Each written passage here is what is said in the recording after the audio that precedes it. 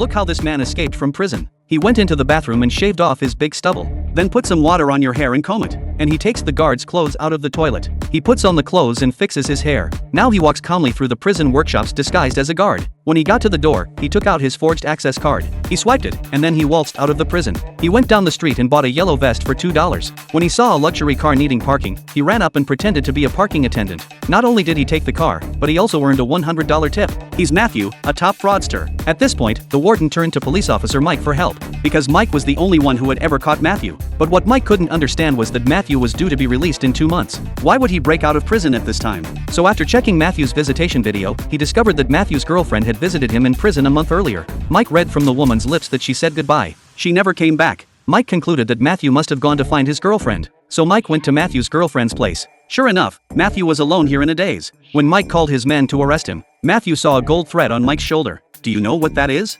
Mike obviously doesn't. It turns out that Mike was investigating a case in the bank's vault a few hours ago. The technician was trying to crack the safe's combination. The safe suddenly exploded. The cops were covered in dust. The evidence was instantly destroyed. But Matthew knew what it was. He asked Mike to meet him in jail a week later. Mike agreed and Matthew said this is the security thread of the new 100 denomination banknote. Matthew was then taken away by the police. The next day, Mike learned from his assistant that the gold thread was indeed the security thread of the new banknotes. But how did Matthew know that? The new notes hadn't been released yet. So Mike came to the prison to find Matthew. When he learned that Mike was chasing a Dutch criminal gang, Matthew said, "Get me out of here and I'll help you catch them. Just put electronic shackles on my feet and I'll stay under your supervision." So the next day Matthew walked out of the prison with electronic shackles on his feet. Then Matthew was put up in a motel, and his range of motion was only 2 miles. Obviously, this was not an environment that suited Matthew's temperament. So Matthew snuck into a grocery store, where he met a rich woman who was donating clothes. The two of them were instantly recognizable. Knowing that the rich woman's mansion was nearby, Matthew was invited to live in her mansion. Apart from helping her feed her dog and water her flowers,